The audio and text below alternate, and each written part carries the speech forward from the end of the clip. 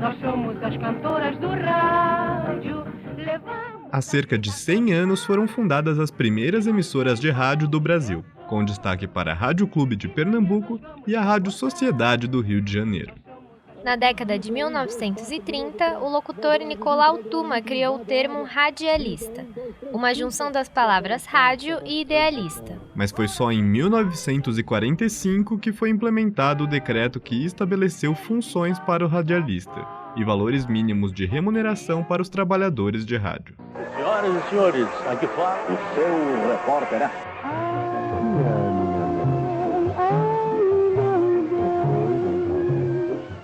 Eu vi uma coisa tão bonitinha para uma minha cidade que eu não resisti. Comprei para você. Poucos anos depois, Assis Chateaubriand inaugurou a TV Tupi de São Paulo, primeira emissora de televisão do país. Em 1963, um decreto classificou pela primeira vez os radialistas como profissionais que trabalham tanto em rádio quanto em televisão. 4 anos depois, a USP lançou o primeiro curso de rádio e TV do Brasil. Com o desenvolvimento da internet, a produção audiovisual para canais de YouTube e plataformas de streaming se tornou uma tendência no mercado. Em resposta a isso, muitas emissoras passaram a disponibilizar seus conteúdos online. No ano de 2010, o Ministério da Educação autorizou os cursos de rádio e TV do país a mudarem de nome para Rádio, TV e Internet. Atualmente, quem se gradua em um curso de rádio, TV e internet tem direito ao registro profissional, que contempla 25 funções. Eu acho que o nome, da profissão radialista, o nome do curso, rádio e TV, depois rádio, TV e internet, acaba vinculando bastante a imagem desse profissional aos recursos técnicos e tecnológicos. E não vejo nenhum problema, porque nós somos aqueles que conseguem extrair conteúdos criativos dessa tecnologia, né? A nossa paleta de cores, o nosso instrumental, ele é constituído desse parque técnico do rádio, da televisão, da internet. Então, se você quer a parte de criação, você pode ficar na parte de criação. Se você quiser a parte técnica, você também pode ficar na parte técnica. Só que aí, mesmo sendo o apertador de botão, né, como as pessoas dizem, é um apertador de botão diferente dos demais que tem no mercado. Porque ele tem uma base, ele tem repertório. Quando se diz que o profissional de rádio e TV é alguém que aperta botões e opera equipamentos, qual o problema? Essa é uma parte. Mas o profissional de rádio, TV e internet, ele é a pessoa, sim, que cria programas, que pensa conteúdos. O radialista, ele trabalha em diversas funções e, sobretudo, é um profissional de comunicação. Toda decisão técnica também é uma decisão expressiva, que vai fazer diferença na mensagem que vai ser transmitida. Toda decisão técnica tem uma implicação artística e expressiva. Seja atuando tecnicamente numa função mais específica ou numa função mais ampla, uma função de direção ou numa função de gestão, você sempre estará antenado, sempre você terá que observar o contexto no qual tudo isso se passa e tomar as decisões necessárias. Por isso que o profissional de rádio e TV, em toda função, ele tem, de fato, uma incumbência não só técnica, mas expressiva. Estamos juntos mais uma vez aqui na nossa Gazeta FM 88,1 a primeira. A partir de agora comigo, Fernando Alves, ao vivo até às 6 da tarde. Simone Simaria, na Gazeta FM. O mercado audiovisual ele é muito extenso e diverso, né? Então você tem, você formado em rádio e TV, você tem a oportunidade em trabalhar em diversas áreas do audiovisual, né? Então assim, numa produtora de vídeo, por exemplo, você tem necessidade do pessoal da pré-produção, que é o pessoal ali que vai cuidar tanto de conceber roteiro, conceber a parte visual do vídeo, né? Toda a parte que você precisa pensar o vídeo antes de produzi-lo, né? Você na parte de produção, aí você aumenta o leque de áreas, porque você tem desde o produtor, do iluminador, do maquinista, do fotógrafo. E na parte de pós-produção, você tem também uma subdivisão entre os montadores, os técnicos de transformar essas imagens, né, trazer essa imagem do set para a edição. Às vezes não é uma coisa simples, precisa de um técnico só para fazer isso. Então, assim, é uma área gigante que, para quem está cursando rádio e TV, é um mercado que vai muito do que você gosta. Meu nome é Cristina Marron e eu estou no audiovisual há tanto tempo que eu já nem lembro quando eu comecei. Mentira! Tem muito tempo, tem tipo mais de um quarto de... Eu sempre repito na Imprensa Marron, que é uma plataforma sem fins lucrativos, que quanto mais ferramentas você tiver de áreas diferentes do audiovisual, mais completo você vai ser enquanto profissional. Então, eu tive muita sorte de poder passar por áreas diferentes, né?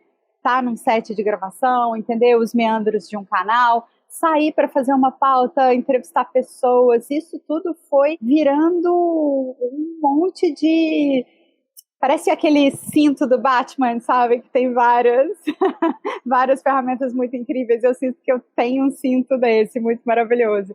E mais de 40 milhões de brasileiros poderão ter acesso a conteúdos de rádio pelo celular sem precisar baixar aplicativos ou mesmo ter conexão de internet, viu? Sem falar que mais de 800 emissoras de rádio AM já migraram para FM. Eu acredito que justamente por causa dessa virada do áudio, desse fenômeno ultra recente, as possibilidades profissionais aumentaram bastante. Eu lembro que quando eu comecei a trabalhar com rádio e TV, todo mundo queria fazer TV, porque rádio era uma coisa quase dinossáurica, assim. Era muito difícil você trabalhar com rádio e ganhar dinheiro com rádio. Eu tive a oportunidade de trabalhar em emissoras educativas públicas, o que foi sensacional. Então, eu trabalhei na Rádio Cultura, trabalhei um pouco na Rádio USP. Já tinha muita gente que fazia rádio só por amor. Eu tenho um programa na rádio tal, eu faço de graça, mas eu faço porque eu amo e eu tenho uma mensagem. E agora eu sinto que isso aumenta, as plataformas estão investindo muito em áudio. Um vídeo pode ser sobre qualquer coisa. Uma laranja, por exemplo. As pessoas usam vídeos para impressionar outras pessoas. Não, sério mesmo. Muitas outras pessoas. Então eu acho que um profissional de rádio e TV, formado em rádio e TV, RTVI, pode sim trabalhar com publicidade e pode desempenhar muitas funções, né? Pode ser diretor, como é o meu caso, pode trabalhar na área de pós-produção, se especializando em montagem, em motion design, pode ser um coordenador de pós-produção, pode ser fotógrafo, por que não? Né? A gente tem experiências, a gente estuda fotografia na faculdade, e eu acho que, aliado ao que a gente vê no curso, a prática forma o profissional. Não só a fotografia, claro, né? Direção de arte, maquiagem, cenografia, enfim, tudo isso é possível desenvolver, criar uma afinidade com essas muitas áreas e se especializar nela e, consequentemente, parar na publicidade, ou no cinema, ou na televisão. Por exemplo, o profissional de RTVI pode atuar e trabalhar em parceria com jornalistas. Enfim, acho que o universo é infinito. Boa noite. Boa noite. Começa agora o Edição Extra, o programa feito pelos alunos dos cursos de jornalismo e rádio e TV da Faculdade Casper Líbero. O curso de RTVI e o curso de jornalismo, eles são muito parecidos ao mesmo tempo que eles são muito diferentes, né? Eu acho que um complementa o outro. E é também o jornalismo uma área muito específica, né? Quem quer realmente fazer jornalismo, então assim, apresentação para jornal, reportagem, eu acho que o curso de jornalismo talvez seja o mais indicado. Porém, se você quer ter uma visão mais global, como eu venho batendo muito nessa tecla, né? Você pode fazer desde uma apresentação em jornal, quanto um programa de entretenimento, um programa de esportes, enfim. O curso de RTV eu acho ele mais adequado. Nós temos que ser poli. Então a gente tem que fazer várias coisas ao mesmo tempo, né? A gente tem que ser um poliprofissional. Eu não só apresento, eu escrevo também, mas eu consigo fazer tudo. Eu consigo ir para uma ilha editar, eu consigo fazer produção, eu consigo fazer rede, que é o quê? Quando a gente tem que pegar imagens de um outro estado. E graças ao curso de rádio e TV, eu não virei apenas aquela pessoa que escreve texto ou apresenta.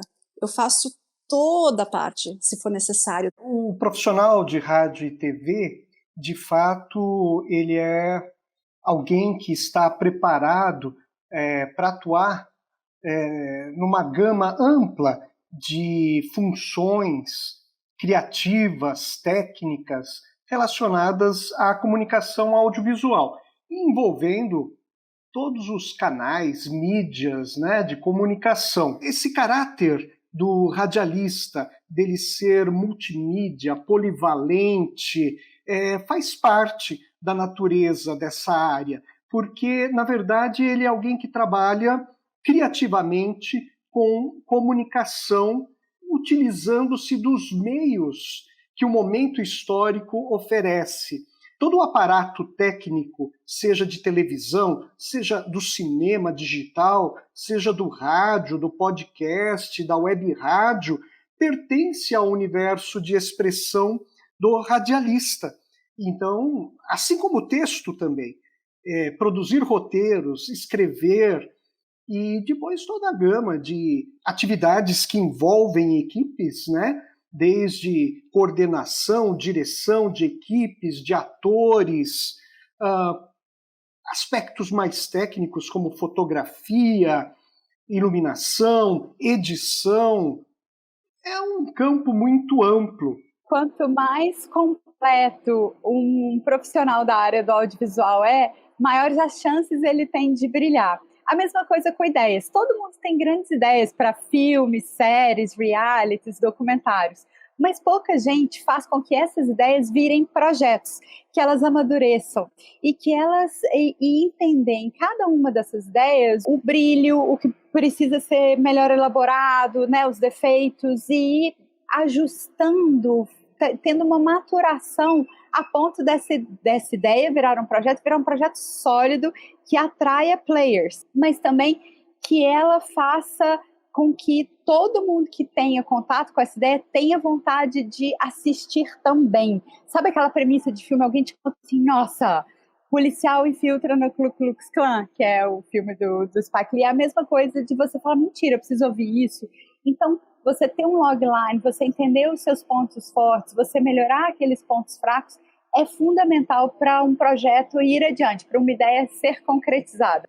De 1 milhão de ideias, como você chega no grande projeto? Não basta ter ideia todo mundo tem. Agora, você conseguir desenvolver, pegar essa ideia e criar um projeto em cima dela, ou seja, pegar um esqueleto e recheá-lo de um bom roteiro, de um bom desenvolvimento, eu diria que é, assim, 90% do caminho. Uma outra coisa que acontece também, tem ideias, conceitos, histórias que são muito boas, mas que não necessariamente podem ser para aquele produtor, ou para aquela produtora, para aquele streaming, ou para quem quer que seja que a gente está apresentando o projeto. Não porque é ruim, mas é porque não é exatamente o que eles estão querendo comprar. Isso, cara, vocês vão ver várias histórias assim.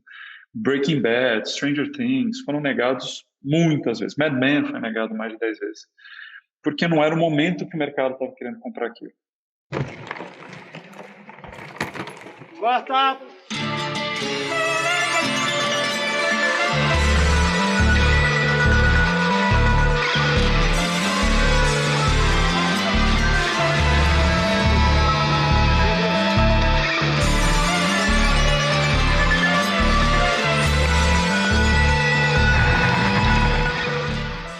As pessoas falam muito, né, do cinema e TV como algo muito distante, mas basicamente o que a gente está fazendo é lançar um produto que a gente cria e a gente imagina que vai para um determinado público-alvo. E aí eu tenho que achar parceiros, investidores e o estúdio, né, seja ele streaming, seja ele um estúdio clássico, ele é um investidor no projeto e eu tenho que devolver isso para ele. O que a gente faz hoje em dia, o nosso consumo de produção audiovisual é muito grande. E dá para fazer coisas muito legais. E não necessariamente com super orçamentos, hein? Isso é muito importante. Você ser criativo e você fazer uma boa produção independe de um super orçamento. Vai muito da habilidade, inclusive do produtor executivo, de conseguir gerenciar esse processo. Você consegue fazer um vídeo do seu computador sem fazer nada, você não precisa falar com ninguém. Você sozinho consegue criar.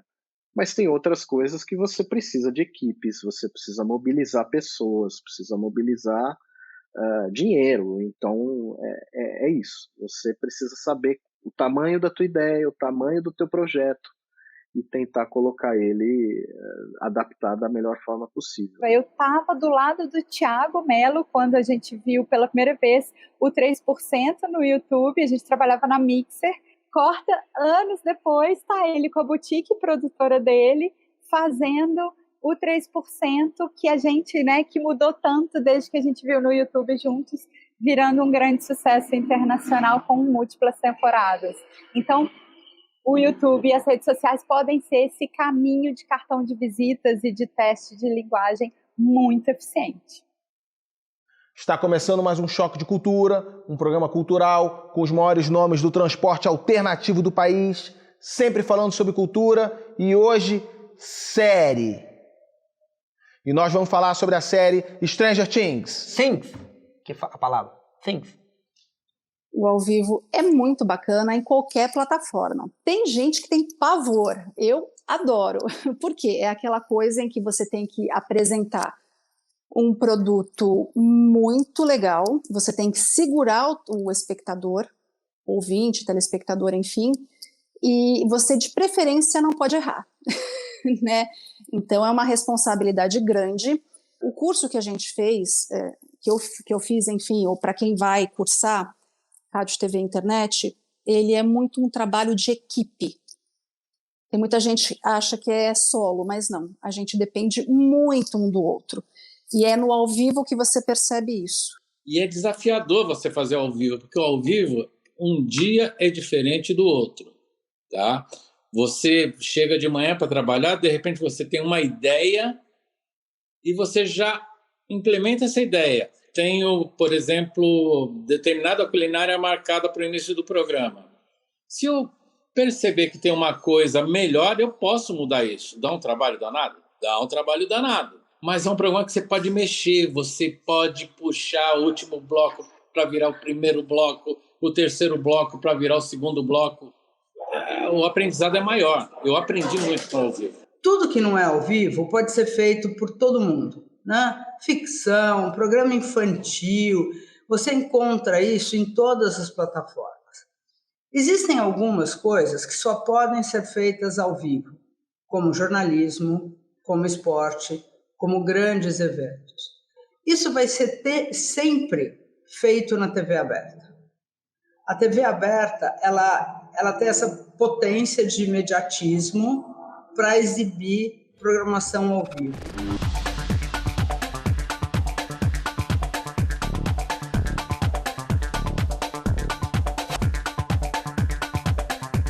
A linguagem radiofônica ela é constituída de 4 elementos muito simples. É a voz levando um texto, é a música, os efeitos sonoros e o silêncio.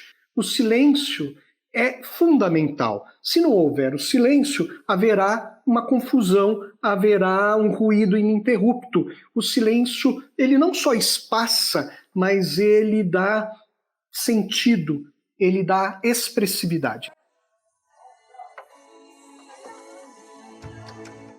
2h10 em São Paulo, boa tarde para você, boa quarta-feira, 18 de agosto. Eu acho que é aí que está o pulo do gato, assim, você produzir um programa, uma peça sonora, como se você produzisse uma música, uma composição.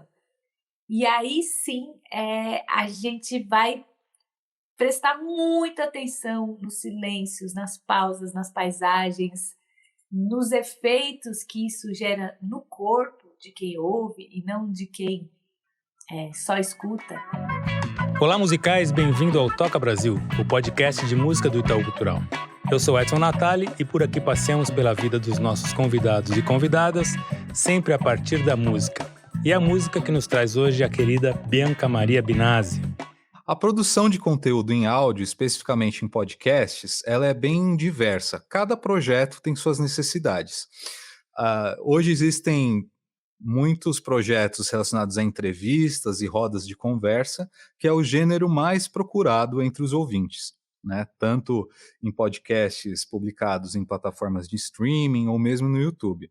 Produções dos chamados podcasts narrativos já apresentam um processo de pré-produção mais amplo, ou seja, pré-produção é tudo aquilo que vem antes do momento da gravação. Se eu abro o meu Spotify, eu vou ter desde um podcast super produzido, super bem feito, e aí eu posso citar várias produtoras de podcast que eu admiro muito, por exemplo, a Novelo, Rádio Novelo, que fez aquele Praia dos Ossos, são coisas muito sofisticadas que você vê que tem bastante gente envolvida e qualificada, até podcasts muito simples, que é um professor de letras que está contando histórias maravilhosas, assim, que eu só aprenderia se eu fosse fazer a faculdade e tal, e ele está democratizando isso e gravando da casa dele. É evidente que a gente sempre olha com uma visão ou uma intenção de tornar aquilo algo profissional, e nesse caso é necessário ali alguma persistência. Você começa ali do zero, e a continuidade desse trabalho pode, ao longo de meses ou anos, acabar virando, de fato, uma fonte de renda exclusiva. Hoje é muito comum que a gente tenha podcasts aí que tenham ou patrocínio ou mesmo sejam adquiridos como conteúdos exclusivos de plataformas de streaming, plataformas de áudio. B9, a gigante do mundo dos podcasts e Globo, agora juntas. Uma parceria que tá dando o que falar. E ouvir. Como o podcast Mamilos. Eu, Juva Lauer e Cris Bartz trazemos para a mesa os temas polêmicos. Sempre com diferentes visões para que você forme a sua própria opinião. Eu vejo muitas empresas contratando serviços de áudio ou rádio, empresas que não tem nada a ver com música. Então você pode trabalhar numa editora, você pode trabalhar numa clínica de medicina, você pode trabalhar para psicólogo, para veterinário. Então acho que o profissional de rádio e TV, ele tem bastante trabalho para fazer, assim. Tá todo mundo querendo fazer podcast dos mais variados assuntos. Eu acho que tem espaço para todo mundo. É uma questão de estar preparado para subir uma longa escada, você não entra no topo, e buscar o que melhor te serve. Se você quer ir para uma super organização, mesmo nas produtoras. A Endemol é uma produtora gigante. Existem produtoras pequenininhas, autorais. Então, esse fator é muito importante. Para onde você quer ir, porque tem espaço. É claro que todo o mercado promissor tem muita concorrência. Então, se você também inunda pessoas ali, quem se destacar, quem tiver a melhor sacada, a melhor formação, os melhores contatos também, é claro, acaba se destacando e conseguindo crescer na carreira, né? Quem conseguir achar a sua voz e ela seja relevante, interessante, criativa no meio disso tudo, desse mar de conteúdo que a gente vive hoje em dia, seja no rádio, podcast, seja no YouTube, seja como cineasta, como roteirista de TV, diretor de TV, todas essas opções que existem, eu acho que aí sim vai se consolidar no mercado. Existe a demanda, como nunca antes, recentemente, então acho que vai muito de cada um achar a sua voz, o que quer contar, de que forma quer contar.